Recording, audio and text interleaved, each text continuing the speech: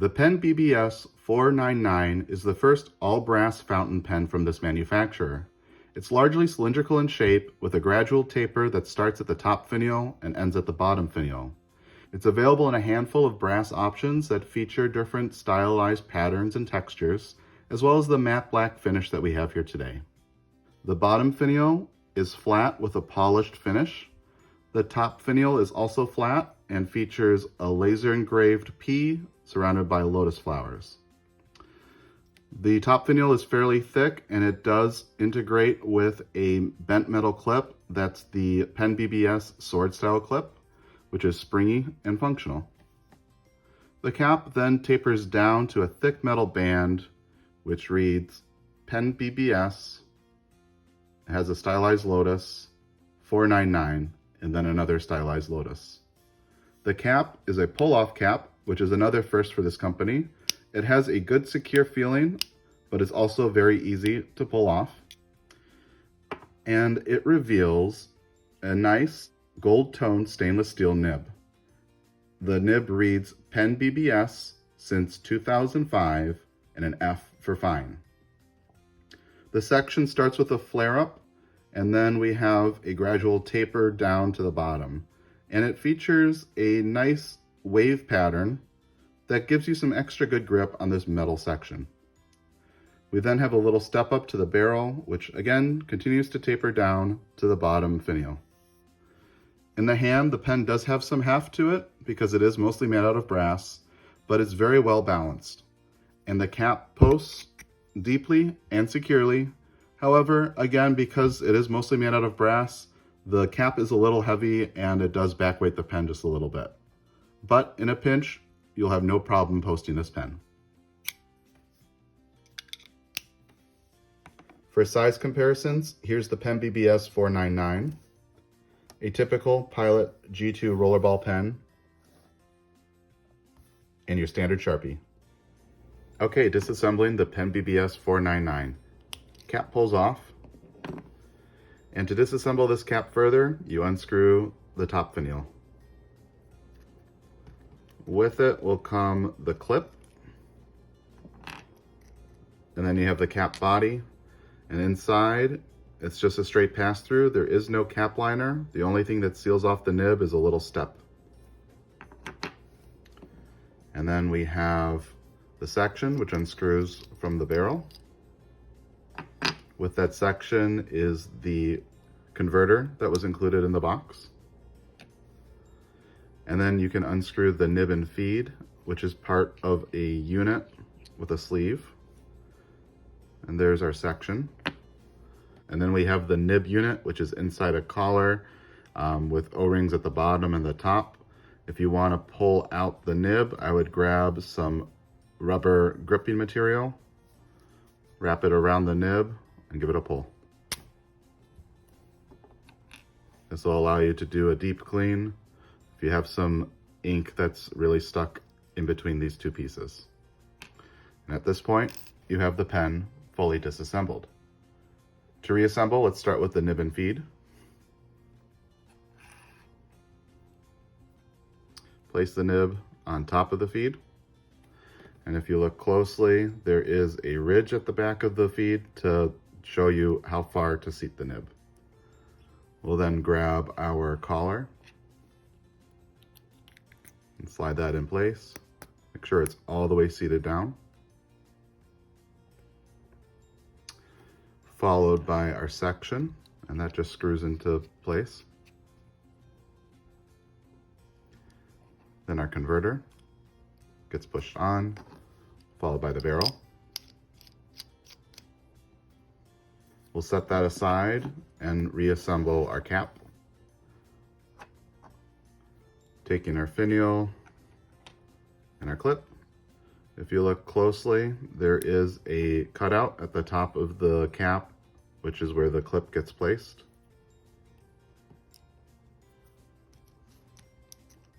And we'll screw the finial back on. As you get tighter on the finial, make sure that that cap is inside the slot before you tighten it down. Good. Cap gets put back on. And we're ready to ink up. Okay, inking up the PenBBS 499. Today I selected Diamine Oxblood. It's a deep red with little hints of brown. Screw the cap. Then for the pen, cap pulls off. Unscrew the barrel. Make sure the converter is all the way down. Submerge the nib into ink and screw up the piston rod. In order to get a full fill, I'll extend the piston one more time and draw up more ink. Looks like a nice full fill. We'll go ahead and wipe off the excess ink.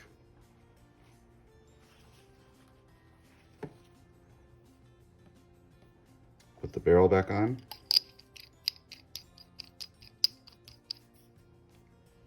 Followed by the cap.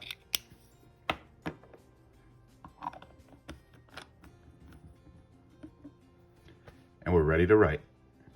Okay, writing with the PenBBS 499. Cap pulls off.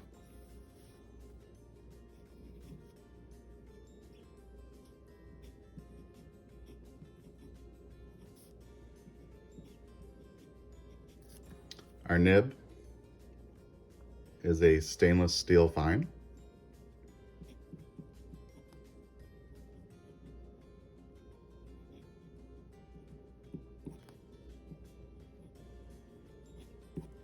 And this nib writes incredibly smooth, though a little bit thick for a fine. I would say it's closer to a medium, but it's so well tuned. It's one of the best stainless steel nibs I've ever written with. And I don't know if that's partially because PenBBS recently has branched out and is now making handmade, beautifully engraved gold nibs. Perhaps that has helped them in their manufacturing process to really fine-tune their steel nibs as well, but I can only speculate. Our ink, again, is Diamine.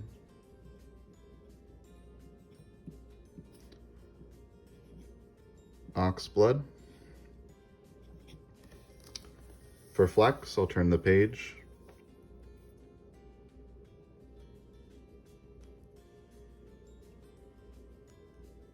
No flex at all. It's a very, very stiff steel nib for reverse writing.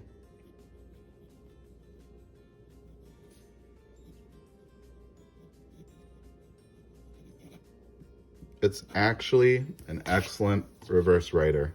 The feed kept up nicely. It was not scratchy at all. And you can see you do get a much thinner line writing in reverse. So this is definitely something I would consider.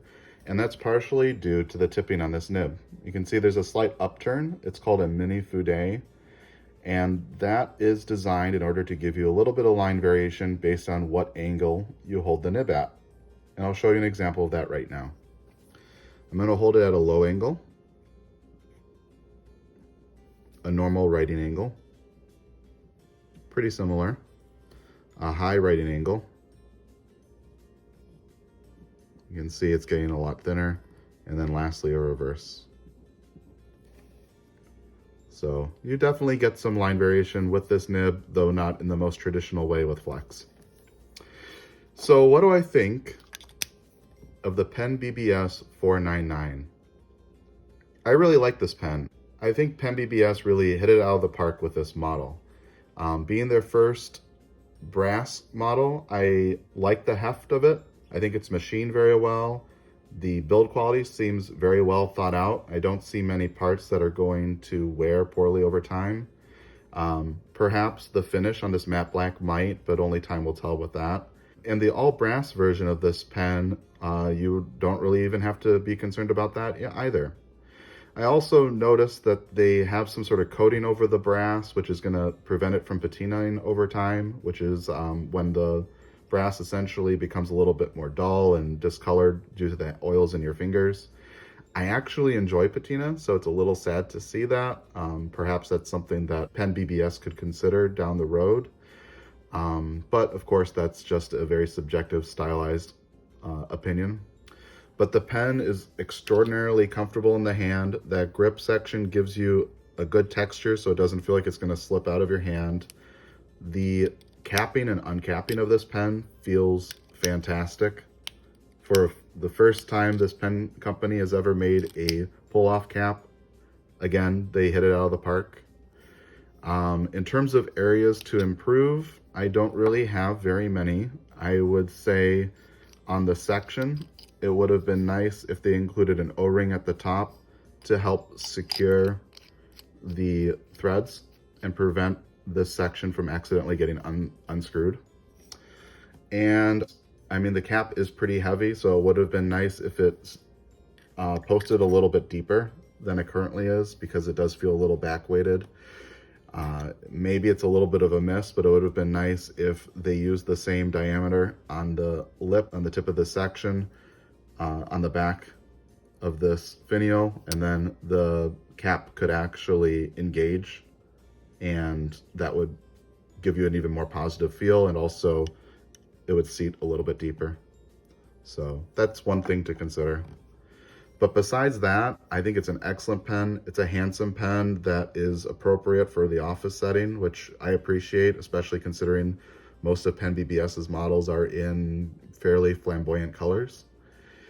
So it's nice to have that option with an excellent nib that is beautifully tuned. Again, it's not the thinnest fine in the world. I would say it's closer to a Western medium, but also because it is that Fude, you have the option to have a nice fine line. So all that said, I think that this is a fantastic pen, and I'm glad to see PenBBS branching out into metal pens. And that just leaves me to say,